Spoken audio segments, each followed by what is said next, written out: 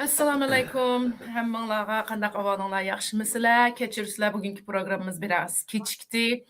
Sababi Aziz Isa akamiz Amerikaga kelgandan keyin bilgisayarı Angliyaning sistemasida bo'lg'ashqa ba'zi bexatarlik savollarini so'rab ulanamay qoldik. Bir texnik problemlar chiqqanligi uchun kechikdik. Kechirim so'raymiz. Aldı bilen ben bugünkü kıymetlik sözlüğüçülerimizni tanıştırıp ötey. Doktor Gülnaz Abduqadir hadimizni hemenler bilsizler. Amerika'da burundan beri tanılgan bir ekonomist. Lekin ahırkı günlerde biz onun şiir kitaplarını o'qib, shundan ta'sirlanib kelyapmiz. O'zini qisqacha tunishtirishni birazdan keyin o'ziga so'raymiz. Andan ikkinchi aziz mehmonimiz Aziz Isa Alkun, Angliyadan kelgan, bilsizlar, ham faoliyatchi, ham she'riyatga ahamiyat berib kelgan bir akamiz ve bugünkü programda biz qalbning sadolari, ya'ni o'sha Uyg'urlardagi she'riyatning bizning ruhiy sog'lomligimizga, bizning chidamchanligimizga, shu tan bermaydigan, tiz bukmaydigan biz ruhimizni kuchlantirishga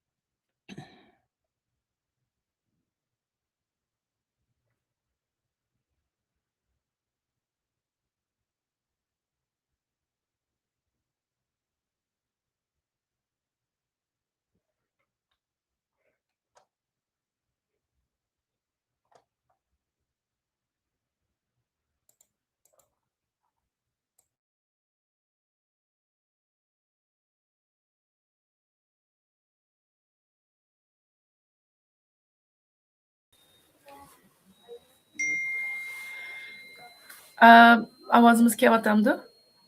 Gulnazada. Geldi. Okey, kechirsizlar. Bu Xitoy hack qilyapti. Ben programda kesilib bo'ldi. Hech bunda bo'lmaydi. Uyg'ur markazida nurg'unlagan programlarni qildik o'tgan hafta. Xushida hadimizni qilgan chiqyapti avval. Yana bir qitim kechirim so'raymiz. Balki bu programni video shaklda o'nglab qayta qo'yishimiz mumkin. Men davom qilay. Shu bugungi maqsadimiz shu ikki aziz mehmonimizning fikrlarini, o'ylarini, ta'sirotini anglash, she'riyatning Uyg'ur sog'lomlik va chidamchanligiga bo'lgan roli haqida suhbat qilish. Shundaqla bugun Barin vaqasining xotira kuni ekan, nurg'unlagan qarindoshlarimizning shehid bo'lgan kuni, erkinlik uchun, o'z millatining taqdirini qutqizish uchun shehid bo'lgan bir muhim bir kun. Shu munosabat bilan shu shehidlarimizning oilasiga sabr tilaymiz va shularning yotgan yeri jannatda bo'lsin deymiz. Shular mana Uyg'ur millatining erkinlik uchun ovozini chiqarish uchun, ya'ni to'xtab qolmay ovozini chiqarish uchun kurash qilib kelgan qahramonlarimiz edi, shehidlarimiz. Bugün biz she'rning o'sha Uyg'urlarga qandoq tasalli berdigini, qandoq ruhini kuchlantirdigini haqida suhbatda bo'lamiz. Unda bo'lsa programmamizni boshlaylik. Qani Gulnazada Doktor Gülnaz Abduqadir ismi bilan Uyg'urchada deb kengashgan. O'zingizni qisqacha bir tunishtirib o'tsangiz seyirmenlerimizge. Rahmat sizge Alfidar. Assalamu alaikum görünenler. Benim ismim Gülnaz Abdülkadir oldu. Amerika'nın Virginia'da yaşayayım. Ben özüm ekonomist hem şu maliye sahasında şugullandım. Amerika'ya gelgeni 42 yıl oldu. Okuğucu kelgen yaş vaktimde iki magisterlik bir doktorluk aldım. Ekonomik hem finance dene. Ama şiiriyat hayatımınki ayrılmaz bir kısım bulup geldi. 24. yılı, 25. yılı iki şiir kitabını neşir kıldım. Bir hayatımda, küçük vaktimde bunu yazgan, yazıp gelgen, tanınıp kalgan şiirlerin. Yıllar ötken sıra tecrübelik hayat tecrübemiz cık boğandın keyin bu devlet atlap başka bir yat devletke kelip buyanınki yeni muhitlarga könüp şuqib boğan jaryanlardan nurgun qiyinchiliklarni ötküzdüm. Şu qiyinchiliklarni yengish üçün bu şiiriyat mening bir tinish panahgahımga yar bo'ldi. U bana tefekkür kılışqa, his tuygularimni, keşmişlerimni ve içki dünyarım bilen bağlanışınki saqlap qilishga yordam bo'ldi. Muşunchak so'zlay. Rahmat Gülnazada. Onda olsa qani aziz aka siz o'zingizni bir qisqacha tanishtirib o'tsangiz. Rahmat. Assalomu alaykum. Dünyanın har qaysi joylaridagi qarindoshlar. Sizlarga salom. Kemine aziz Esa Alkindin qarindoshlardan salom. Albatta Uyg'ur she'riyati va Uyg'urlarniki ruhiy jihatdagi kuchlikligi bu Uyg'urlarniki Uyg'ur millatiki bir millat sifatida, bir xalq sifatida mavjudligi, kelib chiqishi va kelgusi taraqqiyoti bilan bevosita munosabatlik Uyg'ur she'riyati bo'libmi, Uyg'urlarning ruhiy jihatdagi pokligi, kuchligi va Uyg'urlarniki Uyg'ur millat sifatidagi jon tumuri bo'lgan Uyg'ur tiliniki sağlam taraf qilishida she'riyat muhim rol o'ynaydi. Shaxsan ben özümle tanıştırsam, ben 7 yıl oldu. Angliyada yaşap kelyapman. Ben Uyg'ur she'riyatiga şu 15 yaş vaqtimda boshlab kirgan. Shuni bilan hozirgacha shu Uyg'ur hammalar bilasizlar, bizniki vatanda Uyg'ur tarixini öğreniş imkaniyetimiz yoktu. Şu Uyg'ur tarixini ve Uyg'ur klassik edebiyatını öğreniş orqali Uyg'ur tarixini öğrengen en yıllarda qisqasi bu she'riyat Uyg'urlarniki milliy mavjudligidagi nihoyatda muhim, ya'ni qalb dunyosini har vaqt qalb dunyosini poklab turadigan, ruhni kuchlantiradigan va mushtaq tragediyaga, irqiy qirg'inchilikqa uchragan davrlarda shu zulmga, ruhiy besimga, tushkunlikka qarshi turadigan jangovar bir ruh. Bu ruh bizniki o'zimizning tafakkur bilan, go'zal Uyg'ur tiliniki har bir misralari bilan qalbimizni poklaydi, kuchlantirdi va kelajakka umid bag'ishlaydi deb qarayman. Rahmat sizga, shundoq yaxshi tushuntirdingiz. Ishqinlarning gapini anglab mening Uyg'urcha so'z xazinamning qanchalik ozligini his qilyapman. Texmi Uyg'urchamni yaxshilashim kerak. 11 yoshda chiqib ketgan boshqa vatandan shuncha o'qish yozishni mashq qilib turdim, shundoq bo'lsa-mu. Men birinchi savolimga o'tay, unda bo'lsa vaqtmi jiq o'tib ketdi. Boshdagi savolim sizlarga, sizlarni shu she'r yozishga ilhom bergan nima, qandoq boshladinglar she'rga qiziqishinglar, qandoq boshlandi? Nima biror sabab bo'lgan voqea yoki biror ish, biror payt bo'ldimi? Shuni so'rag'im bor. Qanday undaq bo'lsa yana Gulnazada sizdan boshlaylik. Meningki she'riyatga boshlanganim tabiiy boshlandi. Men bir shoir bo'lmayman deb o'ylamagandim. Cho'ng bo'lgan chog'da o'zim shu qiziqishim bilan jumlalarni tuzib, xatlarni tuzishni o'rganib, undan keyin eng başta dadam bilen apam, kiçik dadam Abdüşkür, Mehmet imen şularning ta'siriga uchirdim. Keyin o'rta maktab kirgan chog'da shu o'rta maktabdagi she'r klubga qatnashgandim. Shu yerda anadan keyin rasmlarga qarab, manzarlarga qarab she'r yozishni, xatlarni tuzib, ishta qilishni o'rgatgan. Shularni o'rganib asosda taraqqiy qilib, ma u davlat atlab Amerikaga kelib o'qish kelgan chog'da, undan keyin maktabda rasmiy o'qib kirib, o'zimning kasbim iqtisod bo'lgan bilan shu she'r to'g'risida dars oldim. Nazariyasida, yozishda, g'arb dunyolarda qanday she'rlarni yozadi, qanday boshlaydi, qanday oxirlashadi, xiyoli o'y qanday tuziladi deganlarni har xil nazariyalarni. Shuning bilan ham beshimdan o'tgan ishlar cho'ng bo'lgan siri bu oddiy hissiyotdan tafakkurga aylanib, tahlilga aylanib, texmi cho'nqurlashib, keyincha falsafaviy mulohazalarni qarab, shunga rivoj qilib, shundoq yozib maqdimda. Bu she'riyat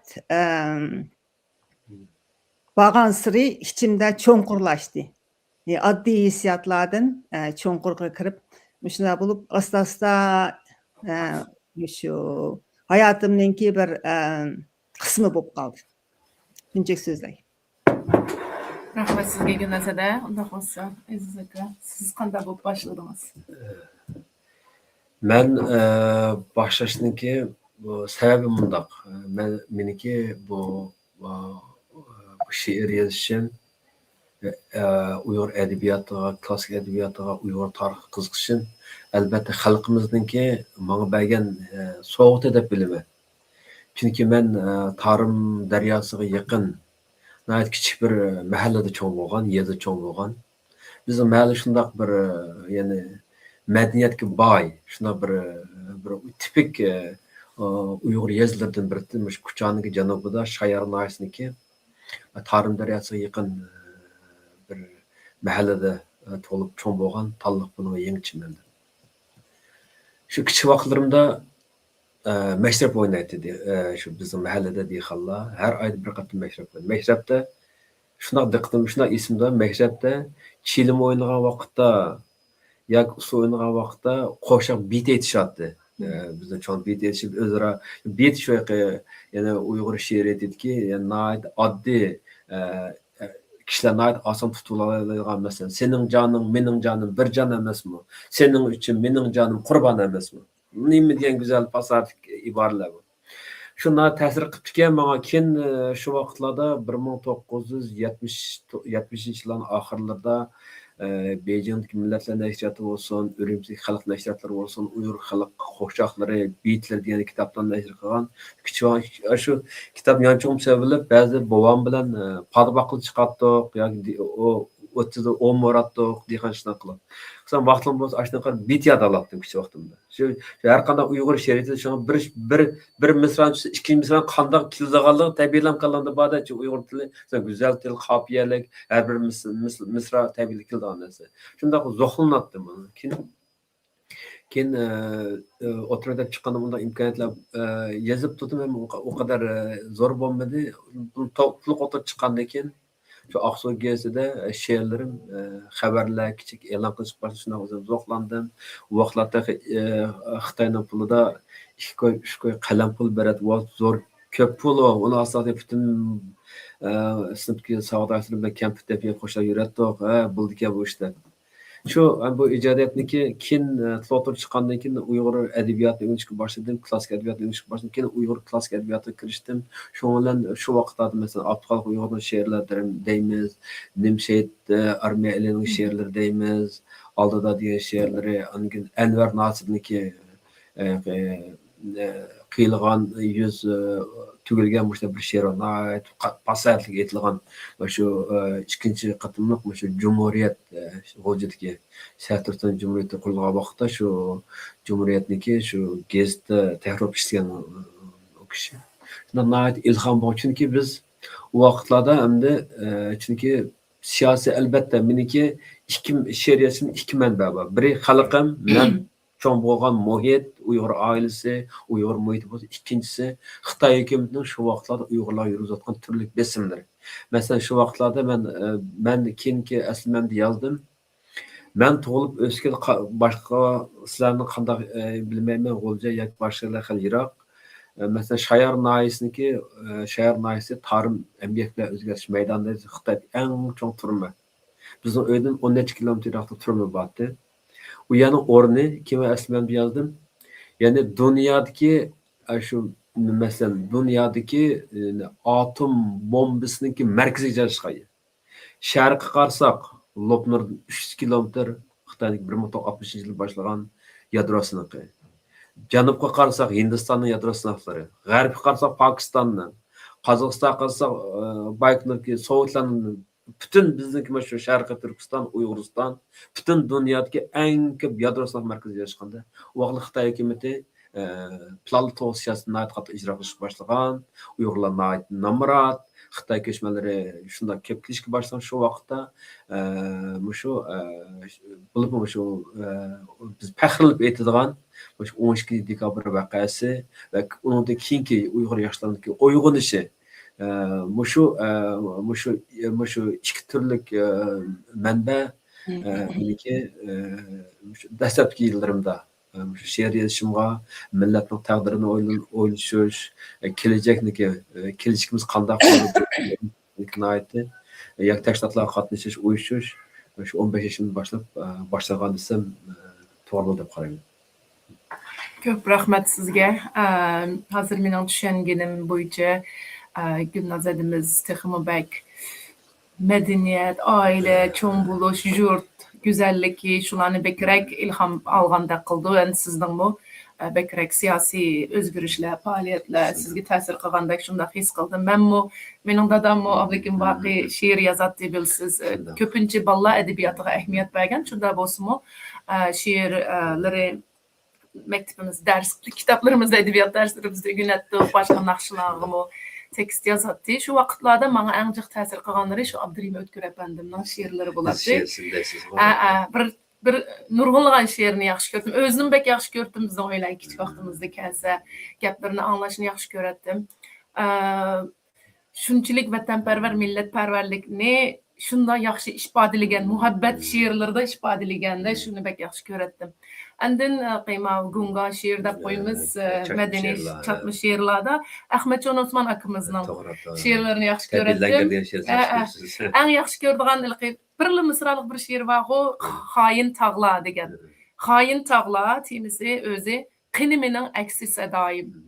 Shundaq bir jumlada Uyg'urning ichidagi nimani shu his tuyg'uni shunday yaxshi isbotlaganda qini mening men haq qildigan narsalarım qini demakchida qini mening aksi sadoyim deyish orqali menga nihoyat yaxshi ilhom bergan. Hamda sizlarga so'ramoqchi bo'lganim shunday ta'sirotlar orqali sizlarni she'r yozganga she'rda o'z kimligimizni, Uyg'urlik kimligimizni, madaniyatimizni ifodalash orqali başqalarga ta'sir qilg'ili bo'lamdi. Sizlar shuni his qildinglarmi? Nimadan his qildinglar? Shuni bir so'ray dedim. Kimligimiz qanday ta'sir qildi yozgan she'rlaringlarga? Men baldı so'zamdim ya. Albatta. Ladies first deb ayollar boshladi. Sizdan boshlayapmiz Gulnazada.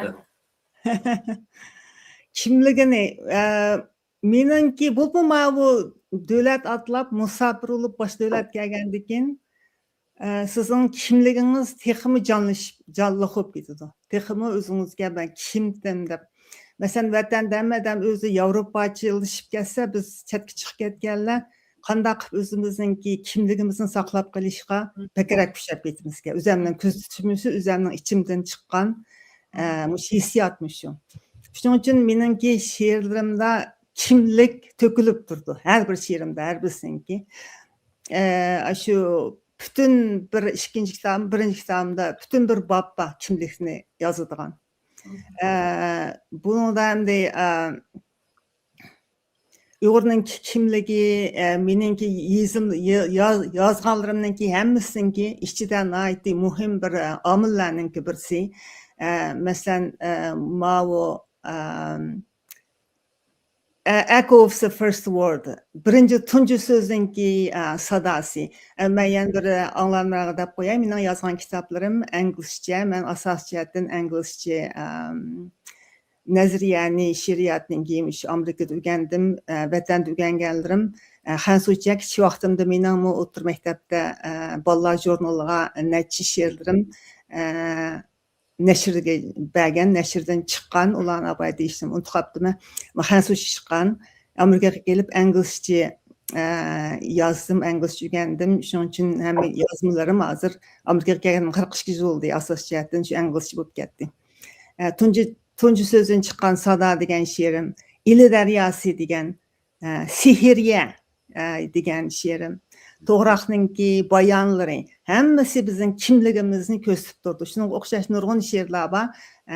Men shu anglarmanlarni kitobimni YouTube'dan, Amazon'dan ilib o'qib beqishinglarni tavsiya qilaman. Hamda kitoblarimni Uyg'urcha, İngilizceden Uyg'urchaga tarjima qilinyapti. Bir guruh odamlar tarjima qilyaptilar. Alloh buyursa, yaqinda bo'lmasa bir necha oyda chiqib qolishi mumkin. Shuning uchun bu Uyg'urning kimligi meningki ovozimni she'r orqali butun dunyoga yetkazyapti. Mijinchik so'zlar. Köp rahmat Gülnazada, Aziz aka, sizning yozgan, tarjim qilgan, qilayotgan töhfeleringiz, she'rlaringizga Uyg'urlik kimligingiz qanday ta'sir qildi shuni? Endi albatta mening shaxsiy xususiy ijodiyatim bo'lsin, uzun yillardan buyon yoki keyingi vaqtlarda ishlagan Uyg'ur xalqiniki keyingi 10 yillik vaqtim shu Uyg'ur xalqiniki, Uyg'ur millatiniki she'riy madaniyatni dunyoga tanitish, inglizcha tarjima qilish, nashr qilish ishlarni o'tib ketdi. Shu sababdan o'zimninki Uyg'urcha shu vaqtimning bo'lmalik sababida Uyg'ur bir she'r to'plamim yo'q.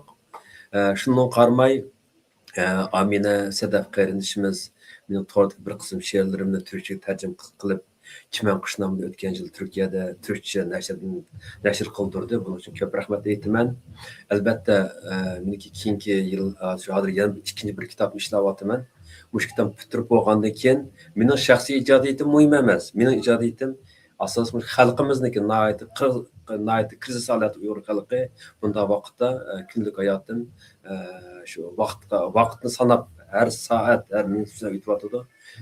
Keyingi vaqt, keyin bir 2 yillardan keyin balkim Uyg'urcha, inglizcha bir qancha she'r to'plamlari nashrdan chiqishi mumkin. Vaqt masalasi. Shundaqdimi xalqimiz shuni bildirmoqchi, aytmoqchi. Meniki Aziz Esa Alkin nomidagi tor sahifamning blog bor. 10 necha yil bo'ldi bu sahifa. Buningda shu azoblangan, nihoyat ko'ngli yerim bo'lgan o'zi ruh istashni xohlagan qarindoshlarimizniki mening shu tor sahifamga kirib she'rlar shundoq muzikalik shuna kirishtirib ishlangan 200 pajna ortiq she'rlar bor, ovozliq, tekis hamma shaklda ko'rishni o'qishni umid qilaman. She'riyat to'g'risida hamda she'riyatga milliy xoslik albatta, milliy kimlik. Meniki barliq she'rlarim 20 yılın altın tak bugungacha Uyg'ur kimligi, Uyg'ur mavjudligi, hijron va zulm va erkinlik mush temaga markazlashtirgan. Jumladan men 26 yil burun, 26 yil burun men Germaniya Myunxen 2 yil yashagan, Angliyaga kelishdan ilgari 99 yil 2001 yilda. Shu vaqtlarda men marhum dostumuz, aktivist dostumuz Ferhat Muhammed'e, Adırqı Dünya Uyg'ur Qurultayıniki başlığı reisi Turg'unjon Alavudin ve men üçümüz kechicha o'ltirib 2 yil shu Istiqlol gazetini nashr qilgan. Shu vaqt mening ismim Uyg'ur Azizi nomida men siyosiy obzorlar ve edebiyat asarlarni yozatdim. Shu vaqtda Şu İstiqlal gazetiga yozilgan bir parça she'rimni sizlar bilan o'rtoqlashaman. Bu Uyg'ur ruhini nihoyatda gavdalantirgan she'rni suhbat jarayonida anglab turaylik. Bu she'rning ismi, bu she'r yoz vaqtlarda yozilgan. Bu she'r albatta yosh vaqtlarimizda yozilgan. 26 yil burun yozilibdi bu she'r yosh vaqtlarimizda. Albatta yosh vaqtlarimizda muhabbat nihoyatda birinchi tema bo'ldi yoshlar uchun. Muhabbat ve küreş. Hiçbir her qanday şairlerin, her qanday millet, zulüm uçurgan milletlarda muhabbet ve küreş her vakit baş tema bo'ldi. Bu she'rmi Uyg'ur xalqiniki bir yosh sifatida bir Uyg'ur yoshniki muhabbat ve kurashga bo'lgan arzu armonlar ifodalangan. Bu she'rni birlikda anglaylik. Uyg'ur qiziga İlave, ushbu she'r 2000-yili 6-oyda Bosh idora organi Germaniyaning Myunxen shahriga joylashgan Sharqiy Turkiston Uyg'uriston Milliy qurultiyining nashr afkori bo'lgan Istiqlol gazetining 11-sonida e'lon qilingan. Emasman Majnun taqlaydigan shoxchi qush. Bo'lsang go'zal so'ydim debla agiydigan. Tasmining so'ymaklikim Uyg'ur qizi. Ishqi piroq deb yursang eriydigan. Agar bo'lsang senmi jangchi Uyg'ur uchun kirib kelsang kurashlarga nozgun bo'lib, bo'lsa azod Uyg'uriston xalqimiz hur, so'yar edim seni jondan aziz bilib. İltimosim Uyg'ur qizi angla so'zim, qo'rilmasin ruhiy bugun nuzgumning, yepishayli qo'l tutishib kurashga mahkam, iksenla shunda so'ysang yurkimning. 2000-yili may Myunxen. Rahmat. Ketirsinler. Rahmet sizge Zakan ayeti ta'sirli she'r ekan. Gülnazada balkim ahirda sizdinmi sizning eng yaxshi ko'radigan she'ringizdan bir kuplet ya bir ikki kuplet anglashni xohlaymiz. Hem seyircilerimiz shuni talab qildi deb o'ylayman. Endi eng muhim savolimizga kelsak, shekillangan she'r orqali hem kimligimiz, medeniyetimiz, tariximiz hammani ifodalab kep tuğan bulup mu sanatçılar texmo şu intense deymiz o texmo güçlük his kılıdı deyme bu his duygularını etrafta bu atqanlarını ve tesirleşke tirişidi dep oylayman. Sizlarga sualım şu şiirning Uyg'urlarning hozirgi ruhiy sog'lomligiga qanday ta'sir qilishi, ya'ni endi salomatligimiz, mental and spiritual hem ruhiy sog'lomligimiz hem normal badaniy sog'lomligimizga qanday ta'sir qildi? Hammamiz vatanga boramaymiz, tuqqanlarimizni ko'ramaymiz, ko'rishamaymiz, telefonlarda so'zlashamaymiz, shu hammamizda bir xil bisim, trauma, bir xil seg'inish, hasrat, hamma narsa shundoq kuchlik ve bu psikologiyamizni ta'sir qilib, kundalik hayotimizga ta'sir qilyotdi deb o'ylayman. She'r orqali mushu ruhiy sog'lomlikni davolag'ili bo'ladimi? She'r orqali ruhiy sog'lomligimizni texmo chidamchanlikqa, kuchlik kurash qiladigan bir ruhga aylantirg'ili bo'lamdi? So'ray, rahmat. Gülnazada yine sizden başlayalım. Ma'qul. Bence bo'lsa she'r ruhiy sog'lomlikqa nihoyat muhim rol o'ynaydi. Chunki bizningki nimani his qilayotganligimizni tushunishimizga yordam beradi. She'r orqali biz shularni ifodalaymiz. Masalan, o'g'il kishilar ichidagi bisimni, g'am qayg'uni, ko'ngil yerimlikni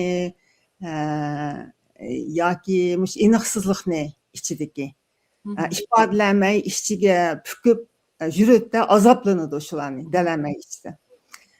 She'riyat dal mushu tuyg'ularni ovoz qilib bizga yetkazadi. Masalan, bu she'r yozishda sizni o'zingizni to'xtatib bir xil shu hissiyotlarni tahlil qilib, shuning bilan birga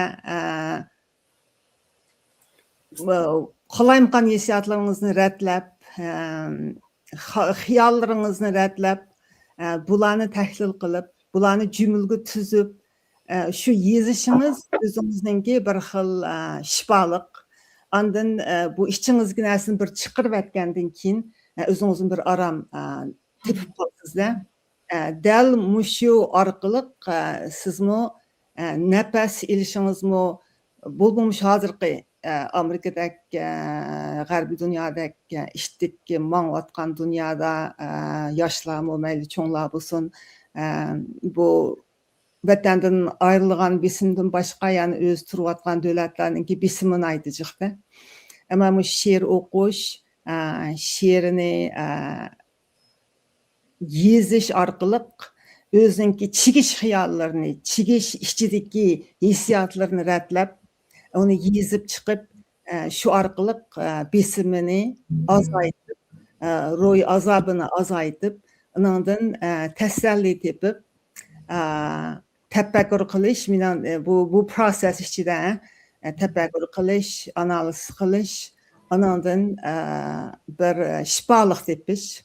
Şifalyk tapgandan keyin adamda ümit peýda boldy, hayatga bir ümit goýuldy. Şoň üçin bu şiiri naýat muhim roý bisimni muş diasporadaky azaýtyş, ýoktanmasyny azaýta alaydy dep garaýman. Meselen, çıqara wagtym bolsa azrak sözleýme agar wagtym ýok bolsa meni toktup goýaň, bekçik söz etmeý. Eltidar. Yeni bir paragraf sözleýme etsiniz, sözler berem. Meselen dediňiz, Meselen meninki bir yazgan şiirim var, şu şiirinin jerýanyny sözläp bersem, ganda özümninki azaplarymny ýokatganlygyny, ifadelygyny boldy demek istedim.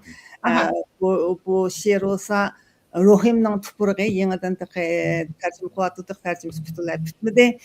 Soil of my soul. Bunlarla şu dadamninki tügep ketgende men tolyjyklap ve Amerikadan ketip ýolda tügep ketken häjide. Hemen apagantym jestini şu tolyjyklap ýaş wagtlarymdy, wagt meniki 30 neçe ýaş wagtlarym. Şundaq ketken keyin şu dadamnyň tupurgydan, zaratganlykdan apam bir tuprakny ýaglyk çigip dadamny ýögen dakygy çigip üstüden dadamnyň kol ýaglygy çigip bergendi. Agaş geten. Şu sizge hemrah boldu dep. Onu tatmagy sip goýup her daim şunu görsem azaplanıp jyğlatdym da.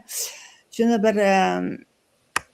bir neçe yıl burun, hele bir 10 yıldak burun, onu bir günü şu şiir kılıp içimdeki azaplıklarını çıkarıp etiş üçün, içimdeki şu mürekkep oylarını, hiyallarını, his tuygularını redlep, onu yezip çıktım. Yezip çıkandan keyin özüm bir teselli tapdım da şundan. Çünkü o şiirin ahırsı da eğer menmi bir günü menin vaxtım toşup kitip qalsam şular ketken yerge menin üstümde muş topunu çiçivetse men dadam apam bilen dilde bolmanken hem vatan bilen dilde bolmanken.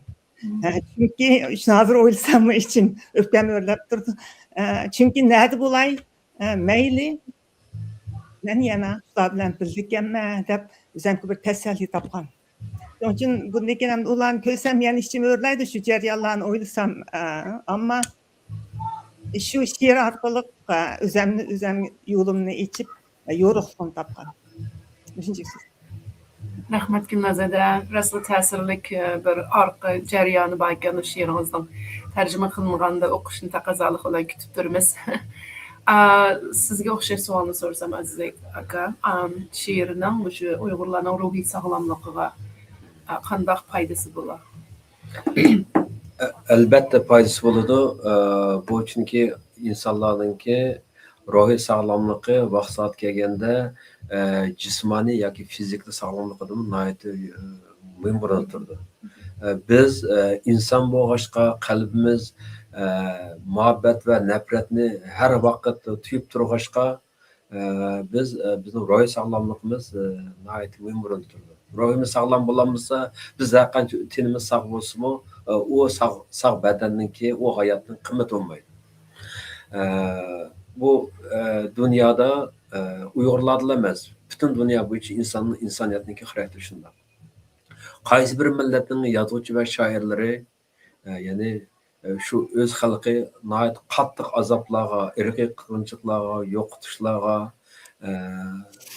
ziyonkashlarga uchirsa, u millatdan nihoyat jasur ataliq shoirlar chiqadi, san'atkorlar chiqadi. Masalan, Yahudlarning tarixiga qarab boqayli. Nurg'un shu dunyoda irqiy qirg'inchilikka uchragan, zulm uchragan millatlarga adabiyot san'atga qarab boqayli. Bu shunga adabiyot san'at shuning uchunlar biz shunaqa ayta olamiz. Bu ruhni poklaydigan, ruhni sog'lomlashtiradigan nihoyat muhim, inson ruhini sog'lomlashtiradigan va ba'zan tampilni saqlaydigan nihoyat muhim bir vosita deb qaraymiz, ya'ni ifoda, expression. Masalan, men bu yerda o'z ijodiyatim bo'yicha, ya'ni o'zimning beshiga kelgan shu kulfatlar bo'yicha sizlardan shu ijodiyat to'g'risida misollarni aytib beray. Men 2000da 16-yillari nihoyat qattiq azoblangan. Chunki u vaqtlarda balki nurg'un Uyg'urlar Xitoy hukumatniki Uyg'urlar elib berayotgan bu irqiy qirg'inchiliklarniki boshlanganligi, mushta bir zo'r vaqalarning bo'lgan vaqtlarda nurg'un xalqimiz tushunib yetmagan. Ammo men shu vaqtda bitib bo'lgan emishlarni. Chunki mening asli telefon aloqalarim 2015-yildan boshlab kesishga boshlagan. Nihoyat og'ir kelgan bu ishlar. U vaqtlarda men otam shundoq hozir Gulnaz xonim aytgandek, biz hammamiz ota-onamizniki bu muajiratda surgundagi hayot nihoyat og'ir keladi. Biz yaxshi ko'rganlarimizni yo'qotish, ular bilan didor bo'lolmaslik. 2016-yili shundoq og'ir keldi bu kunlar, shu kuz fasli. Shu otam sekratlik vaqt. Shuning bilan shundoq azoblanib nurg'un meniki ijodiyatlarim ayni vaqtda shu azobdan qutulish, shu azob, shu tatgan alamlarni ifodalash, o'rtoqlashish. Shu vaqtda yozilgan bo'lsa, u asar yozilgandan keyin necha qatim o'zim o'qib, o'zimniki ruhiy jihatdan tasalli bo'lib kelgan. Shu ijodiyatlarimda ikki bosh she'rni o'qib beraman sizlarga. Birinchisi 2016 oxirida yozilgan. O she'rning ismi Yurkim yansı meylimi. Yazılgan vaqti 2017-yili 16-oktyabr Londonda yozilibdi ekan. Yurkim yansı meylimi. Faslning ranglari to'kilgan damlar, uchmidi xazandek hayotdan kimlar, musibatdan oqsoq ig'ir qadamlar, pig'ondan yurkim yansı meylimi. Sukutda men sahar daryo bo'yida, bazmi Tügüler tügmendek dünya oyumda, azaptın bu yürek köysi meylimi. Qargaylar asmanga qarab sap tartqan, tağ başıga tumanlar upuq yapqan, vadılar sargıyıp yalıngaç yatqan, xazın bulup ömür kesse meylimi. Tarımdaki altın küzni men sığınıp, toğraq yapırqıdek küzni sargıyıp, Tanrı söygen kökке iltica qılıp, hayat ütüp kesse turay meylim. පැsil bilen tuygum toğulup tursa, söygüm bilen nefret küreşke tolsa, külken bilen yığam ayrılmaz bolsa, pigandın bu yürkim yansı meylim. Su yüzde leylep akar yupurmak, eksim titrep turar üstüde bırak, koyulgan hayatka sehirlik sorak, elkün pigandın ölse meylim. Mesela bu şeyin anladığınla, bunundaki hasret, bu şehre uyuşturulan, bu şehirdeki yani iltica, adalet olgan iltica, yani insan tahtındaki en çek yetken bir ifadeni, yani bir sığınışını, bir hicranını iskılalayısılar.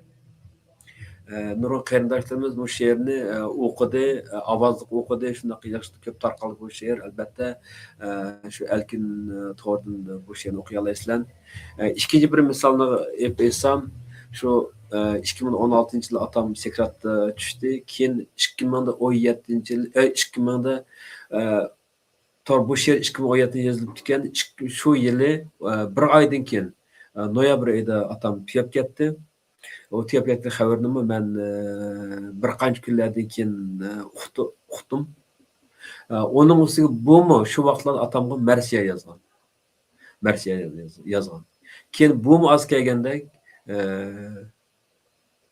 2 yıldan artıq var vaqtdan keyin, yani atam öz qabrisida muşaq bir maqala yazdım, İngilizce e'lon qilindi. Atam öz qabrisida 223 gün turibdi deb. Keyin atamning 2 yildan keyin Google xaritadan uyniga joylashgan o'rnini, qabrisini qayerda hammasi bilaman-da men. Men vatan baqa vaqtda qabrlarni yasitib qilgan. Keyin o qabrisniki buzib ketganligini bilganda uzluksiz buzib qabrini. Keyin shu yil shu yaqinroq vaqt shu Turkiyadagi futbol davomli futbolchilar Mesut Uzulma shuning bilan men 2021-yili 1-oyning 2-kunida CNN'da maxsus suhbat berdim. Suhbat berib, Xitoy hukumatiniki Uyg'urlarniki barliq shu Uyg'urlarning milliy urf-odatlariga oid, diniy hayotiga oid masjid, qabristonlarni yo'q qilinganligini suhbat berdi. Keyin Xitoy hukumati nəhayət köp mən qarşı təşkilatlarını etmədi. Hətta öydüklər qalmadı bu təşkilatların qatnaşdırılğan. Nəhayət köp mənə qarşı axbarat uruş desək bunu elan qıldı 2000 yılı. Nəhayət köp nimlər oldu. Varlıqda keyin mən neçə qatim BBC bu haqda yəni təfsildə yəni uçqaraq qılıb söhbət berdim və bayannamə elan qıldım. Gerçi bu faqat mening atamning o'limi emas, mening atamning qabrisi emas. Butun Uyg'ur xalqining beshiga kelgan, tarixda ko'rib baxmagan Uyg'ur ruhini yaksan qilish, Uyg'urlarning mavjudligini, shu tuproqda yashagan yiltini yo'qlashdan iborat bu Uyg'urlarning e'tiqodiga qarshi, milliy kimlikka qarshi bu harakat albatta hech bir Uyg'ur qabul qilmaydi, dunyo ham qabul qilmaydi. Shu vaqtda yozgan, atam yozgan bir she'r yazdım, yani Mersiye Atacan'da. Onu matbuattan ko'rib olsanglar bo'ldi. Shu she'rni yozgandan keyin o'zimga tasalli topdim. O'zimga demak, menga shu tasalliga muhtoj. Shu g'azab, nafratim, muhabbatim shu she'rlarim orqali har bir qullar ifodalandi. Keyin u she'r inglizcha, uyg'urcha turbatlardami keng tarqaldi. Demak, endi bu yerda deganimiz xalqimizga albatta nəhayət ağır kunlarda hammamizniki she'r yozib turishimizning o'rni yo'q. Albatta yoza oladigan qarindoshlarimiz yozish kerak. Demak, o'g'lim bu yerda shuni umid qilaman. Har bir nima bo'lsin bir ishqa yoki kundalik hayotimizdan boshqa jon baxsh ishlashdan boshqa bir ish bilan o'zimiz yaxshi ko'rgan bir ish bilan mashg'ul bo'lishimiz kerak. Men albatta mening boshqa ishlarim bor. Meniki qilayotgan ishlarim she'riyat, uyg'uriyat munosabatsiz. Odatda ilmiy soat ishlayman. Demak, o'g'lim bu yerda ruhni tavlab turishimiz kerak. Masalan, kitob o'qish, sport, tantarbiya bilan shug'ullanish, yaxshi ko'rgan musiqalarimizni anglash, do'stlar bilan o'zaro ko'rishish, yaxshi hech bo'lmaganda xolis, ya'ni volunteer ishlash, yaxshi ko'rgan ishlar bo'yicha. Hech bo'lmaganda 5 kun ishlasak, jonli baqada ishni qilsak, bir kun hech bo'lmaganda uyda tursak, bir kun yo yarim kun volunteer qilamizmi, bir xolis bilan ishlar qilamizmi, jamoatchilik ishlar qilamizmi? Bu odamning ruhiyatini bir ishqa, bir azobli uzun muddat turib olgandan keyin odamni nobud qo'yadi. Shunga bu ruhiy sog'lomlik bu muhim. Bu yerda albatta she'r Uyg'ur she'riyatiniki she'rning ahamiyati nihoyat zo'r. Ammo she'rni ham huzurlanish kerak albatta. Bu ruhga quvvat beradi, ruhni poklaydi. Ammo hamma odamlarning she'r yozish notayin, hamma odamlar adabiyotga qiziqish notayin. Shunga har turli ishlarni shug'ullansak, mush ig'ir kunlarni beshimizdan yenik bilan o'tkazamiz va hayotga umid bilan boqamiz, o'zimizni yenik his qilamiz. Rahmat sizga, Aziz Aysa aka. Vaqtimiz xeyli tushib qolibdi. Shunga men abaya kelgan savollarni mujassamlab birlam savol so'ray. Aziz akamiz biza deb o'tdi garchi buni. Shu kelgusidagi yozuvchilarimizga she'r yozishga qiziqadigan shoir qiziquvchilarga qanday tavsiyalaringiz bor? Shuni bir so'raylik kelgan savollarning orasida. Ondan keyin Gulnazada sizdan o'zingiz yaxshi ko'rgan bir she'ringizdan bir kuplet anglasak. Rahmat. Meningki tavsiyelerim hem de bulup yaşlığa demekçi siz diasporadaki yaşlığa. Mesela vatan biz kendi qinimiz tükülgen yani bekrek sevgimiz kichik vaqtimizdagi eslemeler, sizlarning yoshlik vaqtingizdagi eslemeler shularmi shu yozdig'ininglarga ilhom berib keldi-ku, shuning manbasi bo'ladi. Ammo u chet elda tug'ilgan bolalarimiz, tiqi vatanni ko'rmaganlar, shularning orasida she'r yozib chiqqanlarni ko'ryapman. Gulchehradimizning qizini, angladim, G'uljini, Qashqarni shaharlarni tasvirlab yozgan, seg'inishini ifodalagan she'rlar. Shuningga o'xshash yosh diasporadagi she'r qiziqchilarga qanday tavsiyalaringiz bor? Endi bu she'r yozganda uchun sizga bek ta'sir qilgan narsalarni umdaroq yoza olasiz. Ta'sir qilmagan narsalarni zo'rlab yozish ketadi, uningda ancha yaxshi chiqmaydi. Endi vatandan kelgan yoshlar bo'lsa, yana ularning ota-onasi, ota-buvisi, ota-onasi bu yerda bo'lsa, boshqa urug' tuqqanlar va vatanni ko'rganlar shularni seg'inish orqali yezishga qiziqsa, ular vatan yasınaydı, esil yaxshi chiqadi. Endi bu mening bolalarim masalan 3 yil Amerikada tug'ilgan, bularni vatanni ko'rgan, biz yo'l ochiq vaqtlarda apag'andiq, necha qitimlab apag'andiq. Shuning uchun ularningki vatanga bo'lgan seg'inishi, so'ygisi yana vatanni ko'rmaganlarga yana o'xshamaydi. Ularning yani hissiyoti bor. Chunki ular u yerda mo'musini, buvisini ko'rgan, boshqa urug' tuqqanlarni ko'rgan, shu joylarda yurgan, vatanning tog' daryolarini ko'rgan, ularning boshqa faqat vatanga bormaganlar bo'lsa, yana o'zining ota-onasining ta'sir bilan, uydagi rasmlar bilan, ota-onaning diyorlari bilan va shu Uyg'ur diaspora community bo'layotgan har xil faoliyatlar orasida yana shu yerdan tasalli, shu yerdan bir tafakkur tepib yoza oladi. Shuning uchun men ularga hammasini yezib, o'ziniki ichidagi nozuk o'ylarini ifodalashdan tortinmay, dodillik bilan yezib chiqishni tavsiya qilaman. Mendan she'r so'rgandingiz, aboyga bir she'r keladi. Burunqi men sizningki savolingizni qarab bir she'rni bir dastlabki tarjimasi bu men ikkinchi kitobimdagi bir she'r botdi. Tuzatmagan dastlabki tarjimasi shuni o'qib beray. Lektorlardagi o'qimayman, ammo I try. Bu she'r olsa bu 98-she'rim, birinchi kitobdagi. Birinchi kitob 98-she'rim The Pursuit of Inner Peace. Bugungi programga dal tushadigan she'rga bu bir 7 kubletlik she'r. Buni hammasini o'qimay shu yerdagi bir 2 kubletdan o'qib beray. Ishki tinchlikni izlash. Ishki tinchlikni izlash, o'zimizning ishki dunyodagi tinchlikni izlash.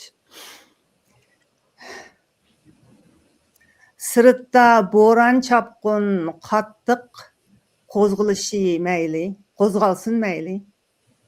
Gumon shamollari meni silkitishi mumkin.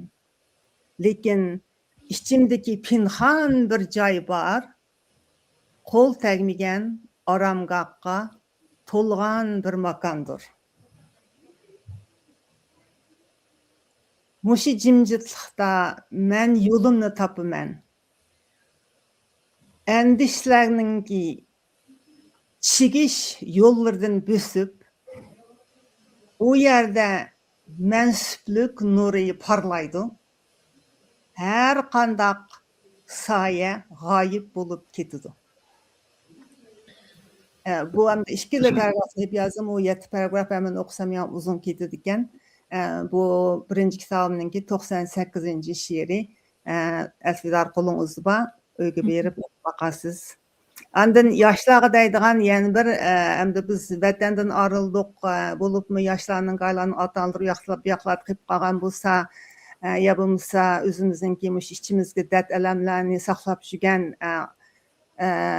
o'zimizning birodarlarimiz meshadiki hammasi, do'stlarimiz, singillarimiz, adlarimiz degandek shu chiroyli o'zini yeniklantiradigan she'rdan o'qib bersa, o'zining kayfiyatimi nihoyatda ichilib ketadi. Men bir she'rim botdi. Onu hammadan o'qiganlar yaxshi ko'rdim. Yana bir deb qo'ydiganim, mening bir YouTube kanalim bor. Gulnozningki she'riyat guzarligi va moliya sohasida to'g'risida YouTube kirib ko'ringlar. Nurg'un she'rlarimni naqshiga qilib, muzikalashtirib, uni o'zim ishlab chiqaryapman. She'r o'qigandan muzikasini chiqarib, xalqlar yaxshi ko'rdi ekan. Endi bu odamni xush qilgan bir she'rim menda izingizdan gullar unsin degan she'rim. Buni hammanglarga tavsiya qilaman. Kayfiyatinglarni o'ngshab qo'ygangan aytib bir yaxshi go'zal bir she'r. Izingizdan gullar unsin, arzu va mehringiz yaproqlarida. Güzellikler sizge egesin, hayatının rengareng bahçelerinde. İzinizden güller unsun, çeksiz yorukluk dalasıda. Yıldızlarınız çaknap dursun, siz qoğulaşkan her bir nişanda. Bunu 9 kubletlik şiir, ben 2 kubletini oqay. Müşini tavsiye qilman, kayfiyatlarni nayt chiroylik, yaxshi o'ngshab qo'ydi. Başqa uzunroq hammasini o'qisam bak uzrab ketadi ekan. Mashada to'xtab turay. Rahmat Gulnoza. Rost degandek she'rlaringizdan oxirini bir xil umidvorlik bilan tugatganingiz. Mening endi nimalarga deb qo'ydiganim o'qirmanlarga shu o'zimiz tatgan azobliklarni, ko'ngilsizliklarni hammasini yozma. Ammo men xalqlarni bu qorong'ulikqa tashlab qo'ymay, oxirida yana bu yo'riqlikqa boshlab chiqib, umid bilan boshlab o'taman. Masalan, she'rimga uxlamaydi degan she'rimda mush necha yildan yog' bo'lgan azobliklarni hammasini yezib chiqdim. Oxirida she'ringulni chipbatgan bo'lsam, yana tegdi yıldızları, yana qaytadan unib chiqadi. She'ringul uxlamadi degan. Ya'ni eng oxir hayotninki yo'riq tarafga tasvirlashni oxirida yaxshi ko'rmayman. Nurg'un she'rlarimning oxirlari sap oldida beşimiz kelgan qiyinchiliklarni, ko'ngilsizliklarni keyinda uni tahlil qilib, ratlab chiqib, eng oxirsida bir umid bog'lab, umid bilan, yo'riqlik bilan tugatishni yaxshi ko'rganman. Shu hayotning yo'riqlik tarafini chiqaroq yozman. Rahmat. Men his qildim abay she'ringizda har qanday qorong'u soya bir kun yo'qaydi deganingiz menga ta'sir qildi masalan. Biz shuni kutimiz albatta, xalqimiz bunda azob ichida yuravermaydi. Albatta bir kun bizning erkinlik erishadigan kunimiz keladi. Shunga hammamiz birga kuch chiqarsak, birlik, barobarlik ichida kuch chiqarsak, chuqum shu kun keldi deb o'ylayman. Azizga sizning oxirgi qatim shu yosh shoirlarga qiladigan tavsiyalaringiz. Albatta mening tavsiyam bor yoshlarga shu bizniki diaspora yani muajiratga ahvolimiz biroz murakkab. Chunki biz noyda tarqoq yashaymiz dunyoning har ellarida, bo'libmi g'arbda yoki muajirat bo'lgan yoshlarımızda Uyg'ur tilini mukammal ishlatish, o'rganish imkoniyatlari ko'p tirishchilik ko'rsatgan bo'lsa-mu, vatanida mukammal tarbiyada cho'ng'ish fursati yo'q. Ammo tirishadi yoshlarimiz. Shu men shaxsan meningki yoshlarga aytadiganim, meniki shu personal blog azisalkin.org /en Şu blogda meniki nurg'un she'rlarimniki tekst va ovoz arxivlari bor. Shuni she'r yozishni orzu qilgan yoshlar shuni anglasin, o'qisin va shundaqla men masalan dunyoning har qaysi yerlarida Uyg'ur ona tili maktablari bor. Shu oddiy barmoq vazirlik qo'shoq deymiz. She'rlardan boshlab biroz yoz o'qishni o'rgangan yoshlarimizga agarda xohlasa men masalan bu maktab ana Washington DC, Fairfax'ga anlatılı mektebi ve dünyanın arka çaylarındaki mektepler elbette ben webinar tor arkalık ayda bir qatim elbette ben xalayman, vaqt işini çıqırman. Yarım saat yoki bir saat şu she'r yozish xalaydigan, o'gish xalaydigan yoshlarimiz albatta oddiy barmoq vazirlik qo'shoqlarni yozishni shundan boshlandi she'r o'rgatsam u bolalar albatta xush bo'ladi, faxrlanadi o'zidan. Uyg'ur she'riyati haqida ma'lumot bersam, yordam qilsam, bu xo'shalligim, bu bir masala. ikkinchi ikkinchi deydiganim vaqtimiz qancha bor. Men bir she'r anarqi menmo shu bu she'rni albatta azobni Uyg'ur she'riyati va she'riyati azobni chiqish bilan birga bu kelajakka har bir kishiga umid bag'ishlaydi. Umid bilan bu she'r yani shu umid bag'ishlab umid bilan atiga beqishga undaydi. Meniki shu 2020-yili atirgullarda bir she'r yozgandim. Bu she'rni ayni vaqtda inglizcha yozib qolib ekanman bu she'rni. Shuning bilan buni uyg'urcha tarjima qilsammi, o'zim yaxshi tarjima bo'lsammi, ammo mushniki hissiyot jihatdan 100% chiqma deb qarayman herhalde. Bu tunji qatim inglizcha yozgan bilan bir she'rni uyg'urcha yozgan osmonimizning farqi bor. Hissiyotga masala bu. Bu she'r kim shu Los Angeles Book of Review'da nadir she'rlar qatorida nashr qilinib dunyo taqdirldi va Uyg'ur she'ridan kitobni shu she'r bilan tugaydi. Kim bu Amerikan kongressdami xiliyada bu she'rni demiş bo'ldi. Bu she'rning ismi Roses inglizcha. Doğrudan tapalasılar Uygurca atirgiller. Bu she'rdagi eng orqa 2 kundan o'qib bir xil uzun bu she'rning hajmi. Hammamizga bir umid bag'ishlansin demoqchi buyuk suhbatimizning oxirida. Atirgiller. Bu she'r 2017-yildan boshlab Xitoyning 20-asrdagi jazo lagerlariga tutqun qilingan millionlagan begunoh Uyg'urlarga bag'ishlangan.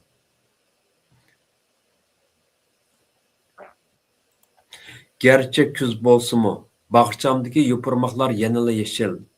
3 yıl ilgiri östürgen tuncu atirgül, merhum atamның vayron qilingan namsız qabrisining xotirasiga bag'ishlandı. Men 2-chi atirgülni o'tgan yili Anlar bayrami kunida bağçamga tikdim. 3-chi atirgülni lagerlardan aman qolgan namsız Uyg'urlar uchun tikdim. Atirgüllarim umid bilan chechaklayotdi. Erkinlik melodiyasini aytib Baharının kelishini kutmas gahida. Ular bizga shuni aytadi. Hayat qilish nima degan go'zal. Tinch yashash ham bu go'zal dunyoda. Tugdi. Rahmat sizga. Oxirida programni oyoqlatishdan burun deydigan so'zinglar bormi?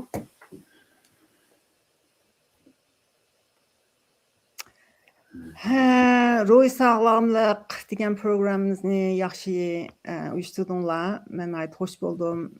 Rahmat sizlarga. Mening deydigan so'zim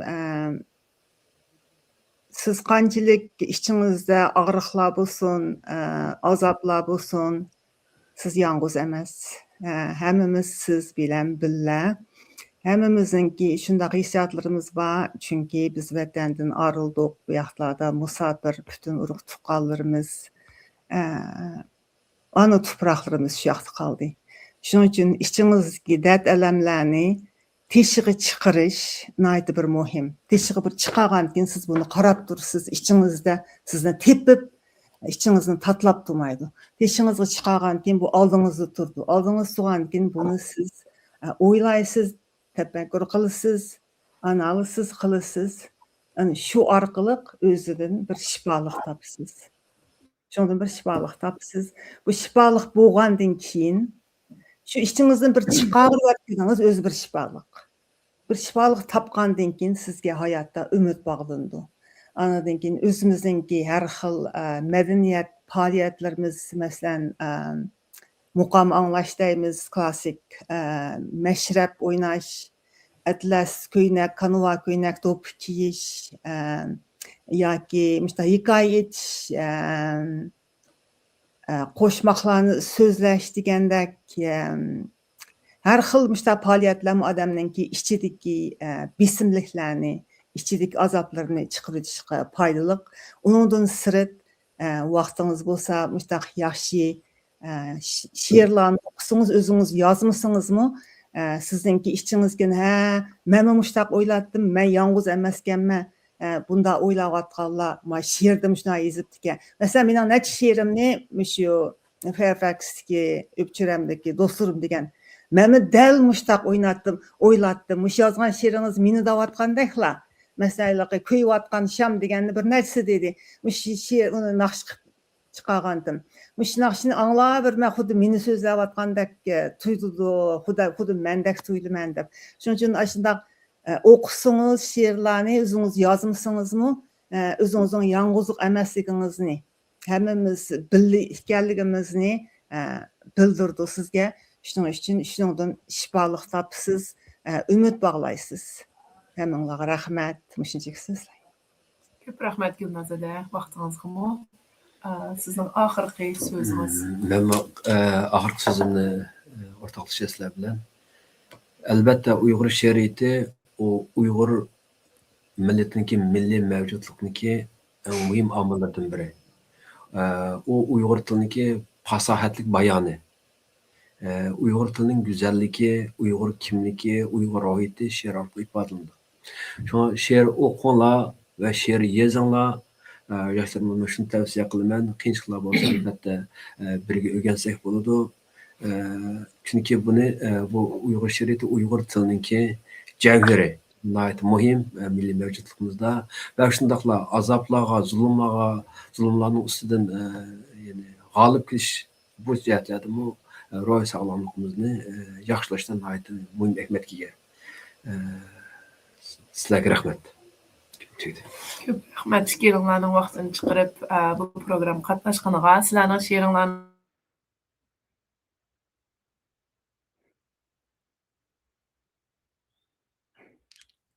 Freeze.